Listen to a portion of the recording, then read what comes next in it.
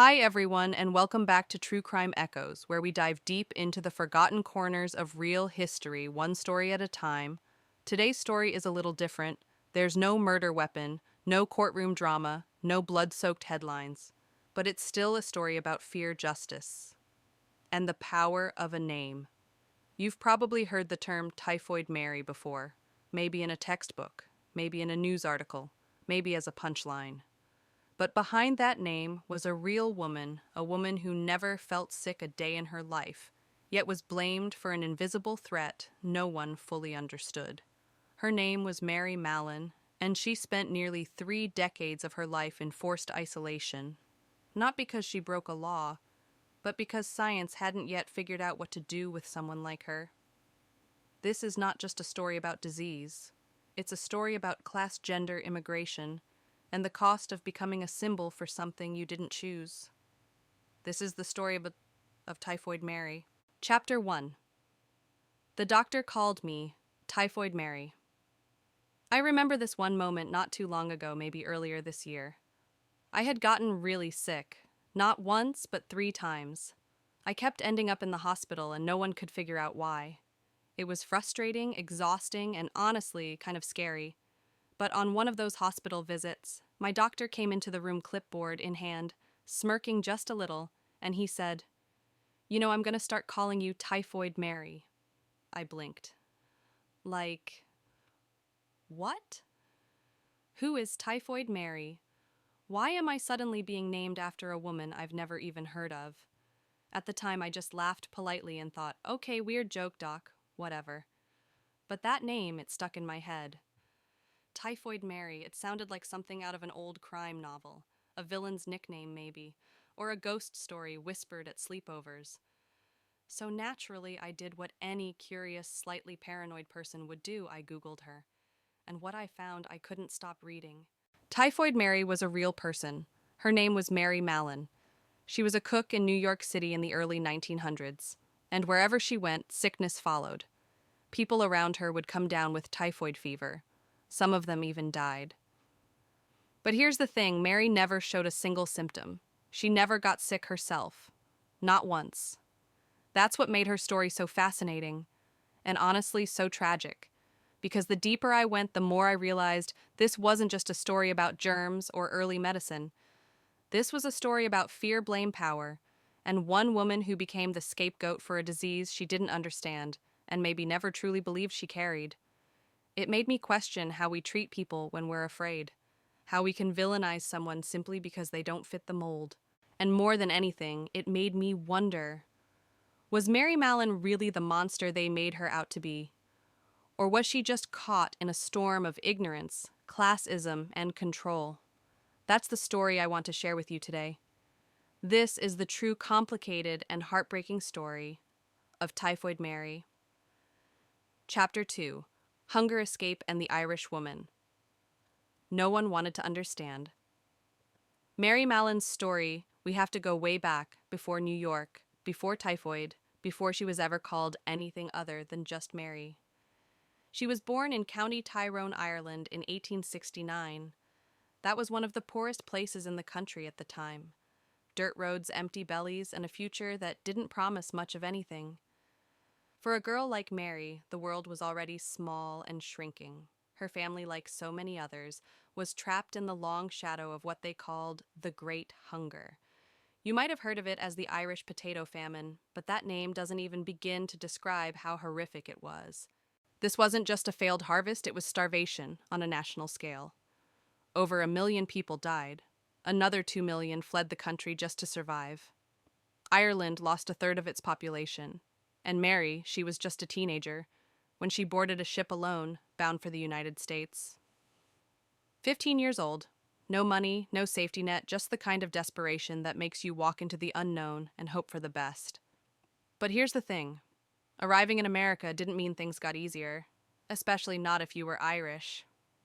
Back then, the Irish were despised. People saw them as filthy, ignorant, untrustworthy.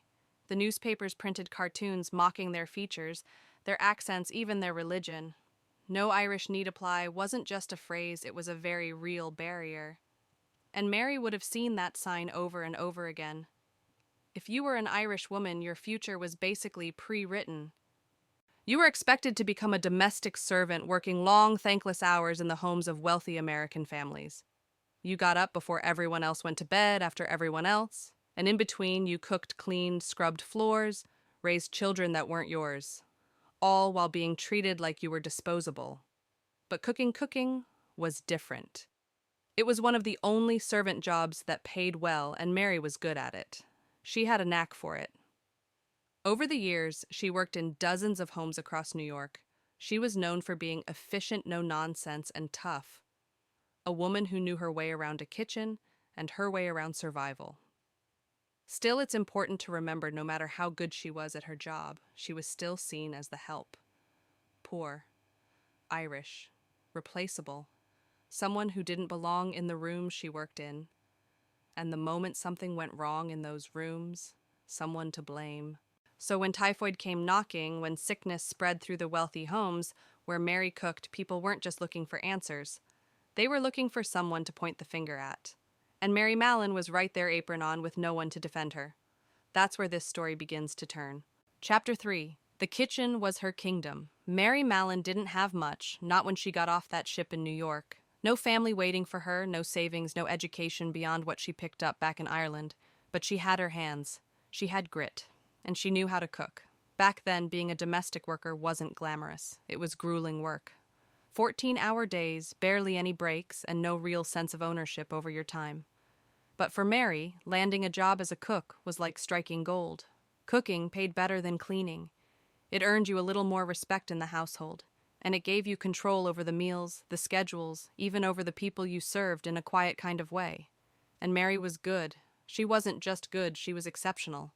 Over the years, she bounced from one wealthy household to another, cooking for families who lived in summer mansions and sprawling estates.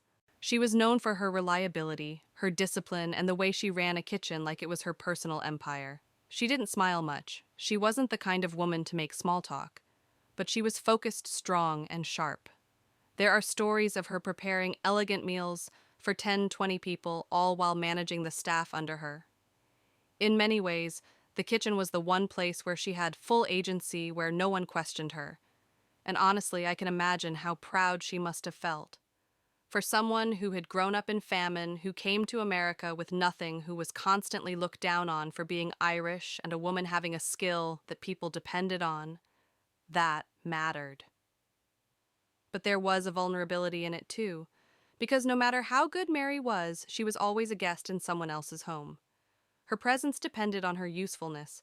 If she made one mistake, or even if something just looked like a mistake, she could be replaced in a heartbeat. And when people started getting sick, no one was looking at the water. No one was asking if maybe the sanitation systems in these giant estates were flawed, or if the plumbing had problems. No. They looked at the cook, the immigrant, the woman who kept to herself. That woman was Mary. And while she was preparing meals with precision and pride, something invisible was happening, something no one, not even Mary, could see. Typhoid fever was moving from her hands into the mouths of the people she served. It would be easy to assume that Mary knew, that she was reckless, that she didn't care. But the truth is, she showed no symptoms. She had no idea what was happening inside her body. And honestly, neither did the doctors. Not yet. Mary believed she was healthy. She was showing up, doing her job, feeding families, and moving on. She didn't know that in the eyes of science that was still evolving, she was about to become patient zero. Not because she was evil, but because she was invisible to the system until she became a problem they couldn't ignore. And soon ignoring her would no longer be an option. Chapter 4. The Summer. Everything changed. It was the summer of 1906, and Mary Mallon had just accepted a new job with the Warren family, an affluent household in Oyster Bay, Long Island. This wasn't just some cramped city kitchen. This was the kind of place with polished floors, manicured lawns, and quiet servants who moved like shadows. The type of house where people never questioned their safety, their wealth, or their place in the world. Mary moved in as the family's cook. It was supposed to be another seasonal gig. She'd cook, she'd earn, and by the fall, she'd move on to the next place, just like she always did. But that summer, everything started to unravel. It began quietly. First, one of the Warrens' young daughters fell ill, fever, fatigue, stomach pain. The doctors diagnosed it as typhoid fever, which immediately raised eyebrows. Typhoid wasn't common in Oyster Bay. That was a disease of crowded tenements, not luxury homes on the coast. And then, one by one, 5 more people in the household got sick. Servants, family members. Everyone was confused. The water supply seemed fine. The house was immaculate. No one could figure out what was happening, and the panic settled in fast. Because in the world, the Warrens lived in sickness was more than just a health issue. It was a stain, a scandal. Behind closed doors there were whispers, quiet, suspicious glances, and eventually one name started to circulate: Mary. It didn't take long for the family to notice something strange. Mary wasn't sick at all. She looked completely fine, strong, capable, just like always. But the timing was hard to ignore. She'd arrived, and the sickness had followed. And then, just as the last of the fevers began to fade, Mary disappeared. No goodbye, no notice. She packed up and left. Now, maybe she knew something was wrong. Maybe she panicked. Or maybe it was just routine. Cooks like Mary moved often. Loyalty wasn't a luxury she could afford. But to the Warrens, her disappearance wasn't just suspicious, it felt incriminating. That's when they brought in George Soper. He wasn't exactly a doctor, not in the traditional sense. He was a sanitary engineer, a man who specialized in tracking down sources of contamination in places where outbreaks happened. The newspapers liked to call him a doctor of 6 cities. And to be fair, Soper had a reputation for results. He took pride in seeing patterns others missed. When he arrived at the Warren house, he started methodically combing through everything: the plumbing, the food sources, the living quarters. And what he found didn't lead him to a broken pipe or contaminated well. It led him to Mary. Soper discovered that just before the outbreak, the family had hired a new cook. She had stayed for a few weeks and vanished right after everyone got sick. That was the only major change in the household. And as far as Soper was concerned, it wasn't a coincidence. It was a lead.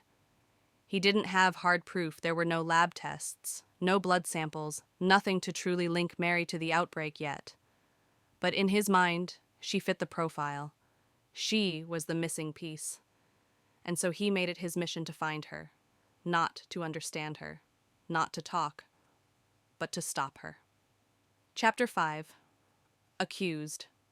Imagine being at work just another normal day, doing what you do best, and suddenly, some strange man shows up at your door asking for you by name. That was Mary's reality when George Soper found her. She was working for another wealthy family at the time, back in New York City, still cooking, still moving from house to house, still completely unaware that someone was out there tracking her every move like a predator closing in. Soper didn't waste time. He didn't ease into the conversation. He came right out with it, accused her of being the source of a deadly typhoid outbreak, of infecting the people she worked for, of possibly killing someone. And he did it with the kind of clinical coldness that only someone who thinks they're absolutely right can pull off. Mary? She was stunned, confused, and then furious. Because think about it. How would you react if a total stranger barged into your workplace and told your employer that you were basically a walking biohazard? Soper said she needed to provide samples: stool, urine, blood. He wanted to take them immediately. No explanation of her rights, no offer of privacy, no proof of anything. Just assumptions, just accusations. And behind it all, that smug belief that he was saving the world, at the cost of hers. Mary didn't yell, she didn't cry. She grabbed a carving fork and lunged at him. And honestly, I don't blame her. This wasn't just about being accused of something she didn't understand, it was about the way he looked at her. Like she wasn't a person. Like she was a problem to be solved. A threat to be contained. He didn't care about what she had to say. He didn't even seem interested in whether she understood what typhoid really was. To Soper, Mary Mallon was no longer a skilled cook. No longer a woman who had spent years surviving in a society that already hated her for being Irish and poor. No, she had become a symbol, a danger, And that meant everything she said or did from that moment on would be viewed through a different lens. She wasn't resisting because she was afraid. She was resisting because she was hostile. She wasn't protecting herself. She was dangerous. That's the thing about stories like Mary's. Once someone decides you're guilty, every act of self-defense starts to look like evidence against you. After that first encounter, Soper left empty-handed. No samples, no cooperation, just a deeper obsession with proving she was the source of it all. And for Mary, the whole experience was a warning, a glimpse into just how quickly her life could spiral out of control. She didn't know it yet, but she'd already been caught in something much bigger than herself, and the people who held power, they weren't going to let her go without a fight. Chapter 6. The Chase. After that first encounter with George Soper, Mary Mallon didn't wait around to see what would happen next. She packed her things and disappeared. Maybe she thought the situation would blow over. Maybe she didn't realize just how serious this man was, or how far he was willing to go. But Soper wasn't done with her, not even close. To him, this wasn't just about one outbreak anymore, it was personal. He was determined to prove his theory right. And Mary, she had become the missing link, the mystery to solve, the threat to eliminate, so he followed her. Not metaphorically, literally, he started digging into employment records, tracing rumors, asking around New York's tight-knit domestic service networks. Eventually, he found out Mary had taken another job, this time with a family on Park Avenue. And then, almost like clockwork, 2 people in that household got sick. One of them, a young girl, died. It was the confirmation he'd been waiting for. Soper showed up again this time, even more convinced that Mary was spreading typhoid fever like some walking epidemic. He went to the home unannounced and once again demanded samples. Once again accused her in front of her employers. And once again, Mary lost it. She didn't scream. She didn't explain. She grabbed a utensil and forced him out of the house. To Mary, this man wasn't a doctor. He wasn't a savior. He was a stalker. A strange man showing up at her jobs, making wild accusations, threatening her livelihood, and now her freedom. But Soper didn't give up. If anything, her refusal just fueled him. He began watching her, waiting outside the homes she worked in, following her through the city. He learned that she often stopped by her boyfriend's apartment after work, a former policeman named August Breihoff, who lived on 33rd Street. And that's when Soper got an idea. If he couldn't get through to Mary directly, maybe he could use August to get to her. So like some 1900s version of a private detective, he started spending time at the bar where August drank. He introduced himself, pretended to be friendly, got invited back to August's apartment. And then, like something out of a bad movie, he just waited. Eventually, Mary showed up, and when she saw Soper sitting there, in her boyfriend's room waiting for her, she lost whatever remaining trust she had in the world. This wasn't just about typhoid anymore. This was surveillance. This was fear. This was violation. Mary didn't listen to a word he said. She turned and fled.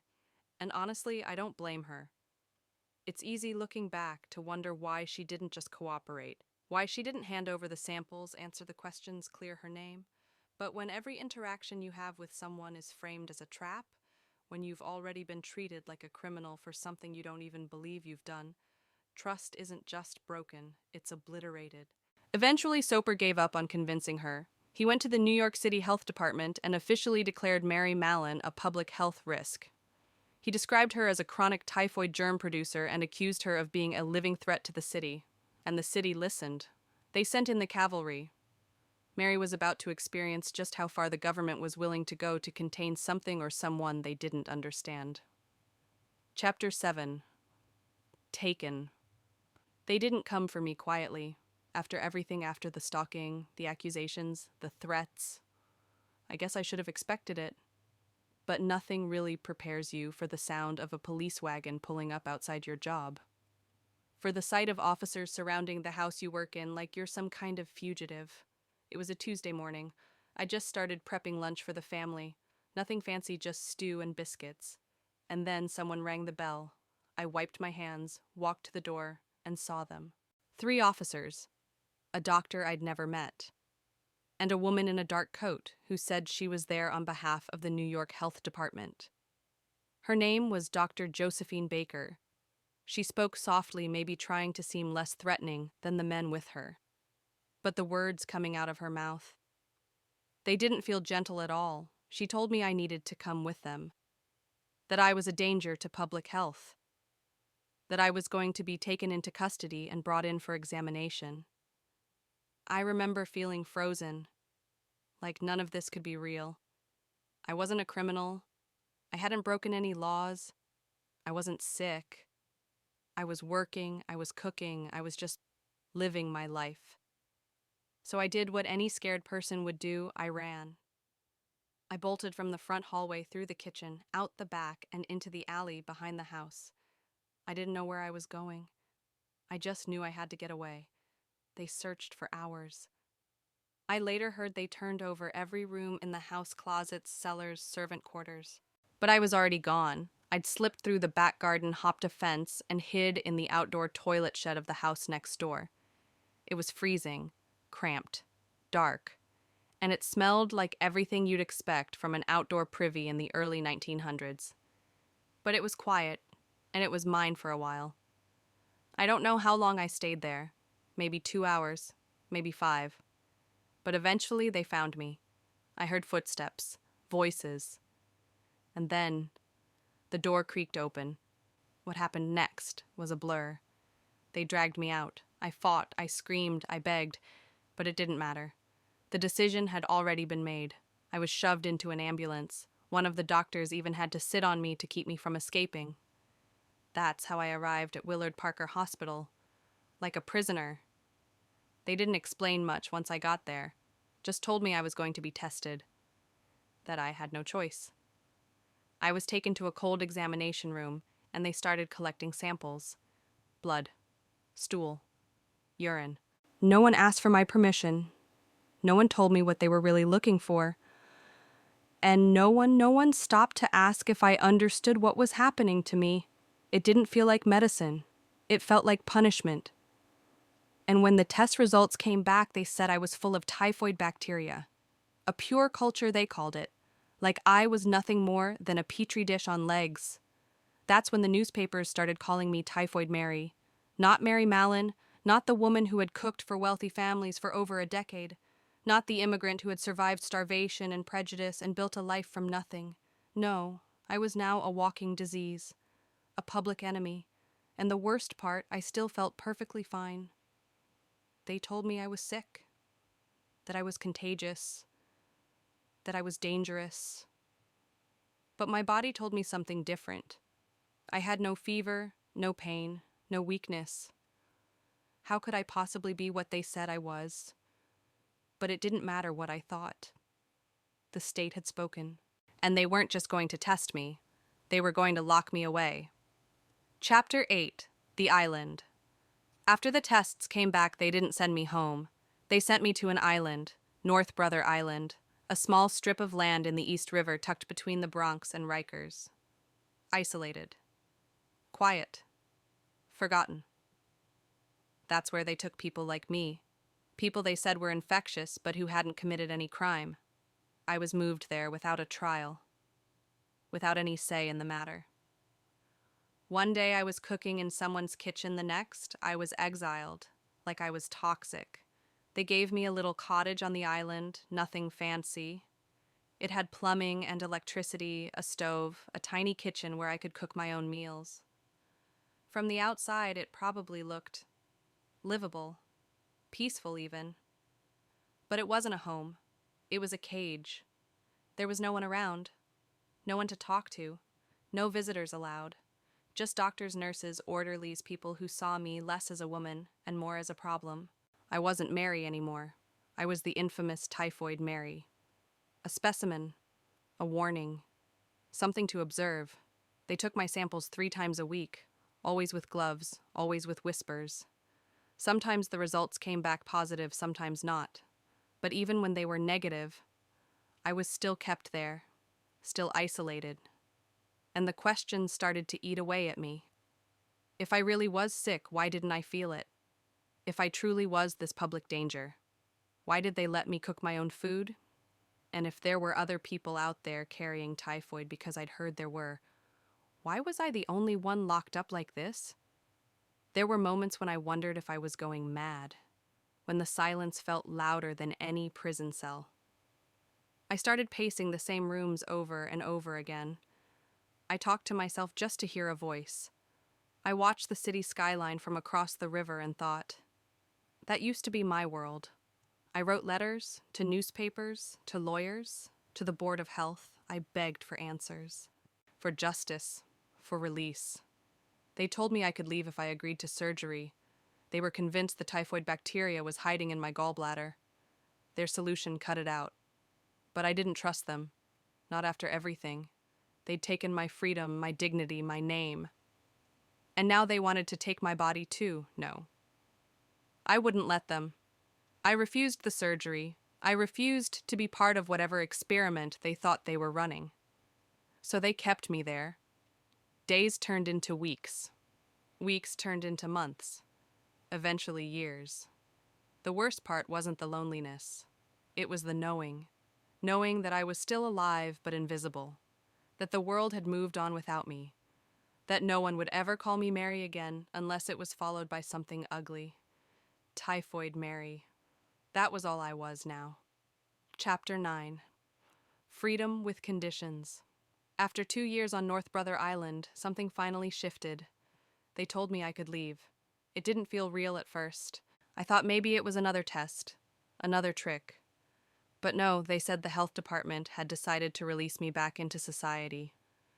Well, not quite. It wasn't unconditional freedom. There were rules, terms, promises I had to make.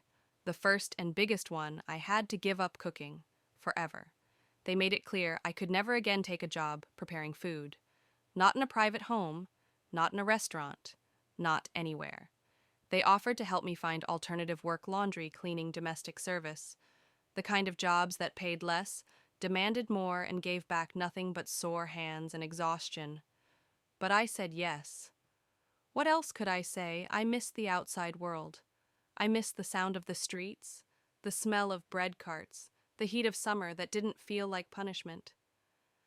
I missed being able to walk without a guard to think, without someone recording my every move. So I agreed. I promised to never cook again. And just like that, I was released. The city hadn't changed much, but I had.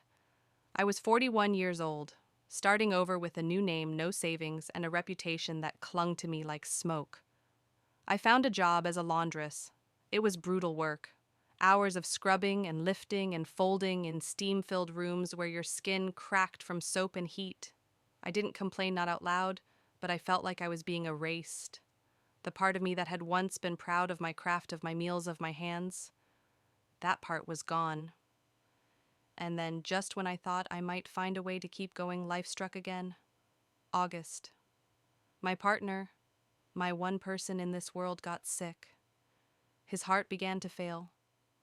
I took him to the hospital, but there wasn't much they could do. He died quietly, and I wasn't even allowed to mourn him publicly. I was Typhoid Mary, remember? Not someone people felt sorry for, just someone they blamed. That loss shattered something in me. I stopped showing up to my check-ins with the health department. I didn't send letters. I didn't leave forwarding addresses. I vanished. I changed my name again and did what I knew best. I went back to cooking. Because survival isn't always noble. It's not always neat or clean. Sometimes it's just about doing the one thing you know how to do because it's that, or starve. I didn't do it to hurt people. I didn't do it out of defiance. I did it because the city never offered me a life worth living outside the kitchen. I was tired, alone, and invisible again. But this time, I chose it. Or at least, I thought I did. Chapter 10. Caught. Again. For a while, I disappeared. Not from the city, not from life. Just from their system. I worked under different names: Mary Brown, Mary Mallon, even just the cook. I moved between restaurants, boarding houses, and hospitals, always keeping my head down. Always cooking. It felt like a strange kind of freedom, pretending like none of it had happened. Like I wasn't the woman locked away on an island for 3 years. Like I hadn't been humiliated by headlines and called a killer in every paper. But deep down, I knew it couldn't last. In early 1915, I was working in the kitchen at the Sloan Maternity Hospital, a place filled with newborn babies, new mothers, nurses, and doctors. The kind of place that demanded cleanliness, care, and trust. And then the sickness started. First one case of typhoid, then more. 25 people fell ill. Nurses, staff, 2 people died. When they traced the outbreak, the health department got involved immediately. And when they asked who'd been handling the food, someone gave them a name. Not Mary Mallon, Mary Brown. But someone must have recognized my handwriting on a recipe card. Or maybe they remembered my walk my voice. Maybe the rumors had never really gone away. Because soon enough I heard his name again. Soper. After all those years, the man who had chased me through kitchens and alleyways showed up at the hospital. And just like before, I vanished. I didn't wait for a confrontation. I didn't try to explain. I knew how this story ended. But it didn't matter. They found me at a friend's house on Long Island. This time I didn't fight. I didn't grab a fork or run out the back door. I was 46, tired, hollowed out. I didn't say much when they put the cuffs on. I didn't resist when they loaded me into the wagon. What would have been the point? The world had already decided who I was. And no matter how many meals I cooked, how many names I used, or how many times I tried to move on, I was still her, Typhoid Mary. They took me back to North Brother Island. Same small cottage, same sterile silence, but this time there was no promise of release. No condition I could meet, no deal to be made. This time, it was permanent. And as the boat pulled away back toward the mainland, I remember thinking I wasn't just being exiled from society, I was being erased from it. And then Chapter 11, the last 23 years. So that was it. They brought me back to North Brother Island, and this time, I knew I wasn't leaving. There wasn't a hearing, no trial, no date circled on a calendar where I could hope for release. Just the quiet understanding that this would be the place where my life would end. They gave me back the same small cottage, my own private exile. I cooked for myself, I cleaned, I crocheted. I read old newspapers and stared out the window at a world I could no longer touch. People imagine isolation as silence, but it's not. It's a constant humming loneliness. You start talking to yourself not because you're losing your mind, but because you need someone to answer. Even if that someone is just your own echo. Years passed. The doctors poked and prodded less often. They already knew what they believed about me. Nothing I said would change it. Eventually, one of the physicians, Dr. Alexandra Plavska, began teaching me lab work. I assisted her, sometimes ironic, I know. The woman deemed too dangerous to touch food was now trusted to help in a lab. She treated me with something that felt close to dignity. Her daughter Julie would sometimes visit. A small girl with kind eyes. She once said I reminded her of an aunt. And after I'd leave their little family dinners, her mother would quietly boil every dish I'd touched. I wasn't offended. By then, I understood. I made peace with small things, warm bread, fresh linens, letters I'd never send. I kept to myself. The island became my home in the saddest, most permanent way. Then, in 1932, something changed. I didn't wake up the same. My body felt heavy. My limbs wouldn't move. I had suffered a stroke. They found me on the floor of my cottage, unable to speak, unable to walk. After that, I spent the next 6 years in a hospital bed, watched over but mostly forgotten. No more newspapers printed my name. No more headlines. Just silence. I died on November 11th, 1938. I was 69 years old, still labeled a carrier, still known for a disease I never felt. They buried me in the Bronx at St. Raymond's Cemetery. No fanfare, no eulogy, just a grave and a name most people spoke with contempt. Mary Mallon. But maybe you know me better as Typhoid Mary. Chapter 12, More Than a Name. They gave me a name I never asked for. Typhoid Mary. It followed me longer than any sentence a court could have handed down. Longer than any illness I was ever accused of spreading. It lived in headlines, in rumors, in the spaces between truth and fear, and over time the name stopped being about me at all. It became shorthand, a cautionary tale, a villain's mask. But behind that mask, I was still a woman, a daughter of Ireland, a cook, someone who loved her routines, who took pride in her work, who survived in a city that rarely made room for people like me. Did I spread typhoid? The doctors said I did. The tests said I did. But I never felt sick. I never saw it. I didn't understand the science, not then. And they never tried to teach me. They just made decisions about me, never with me. I was treated like a threat, but never as a person. And that more than anything else is what stayed with me. I wonder sometimes if I had been a man, would they have locked me away? If I had been rich or educated or charming, would they have chased me through kitchens and alleyways? Or would they have explained things, listened, compromised, but I was poor? I was Irish. I was a woman. So I was labeled, feared, and forgotten. And even now, decades after my death, people still use my name without knowing my story. They say Typhoid Mary to describe anyone who spreads something dangerous, a virus, a rumor, an idea. But they rarely ask what that label cost me. It cost me my freedom, my livelihood, my dignity. It cost me my name. I wasn't a monster. I wasn't a martyr. I was Mary Mallon. And I was more than what they chose to remember. Thank you for staying with me through this story. Mary Mallon's life may have ended quietly, but her legacy never really did. Her case forced public health officials to reckon with the concept of asymptomatic carriers, a medical mystery at the time.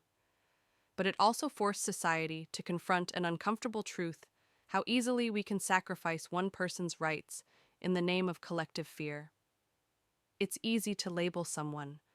It's harder to ask who they were before the label. If this story made you think, if it challenged how you view health, blame, or history, please consider subscribing, sharing this episode, or leaving a comment below. I'd love to hear your thoughts. And if there's another story you think deserves to be echoed, let me know. Until next time, stay curious, stay critical, and remember, behind every headline is a human story. This has been True Crime Echoes.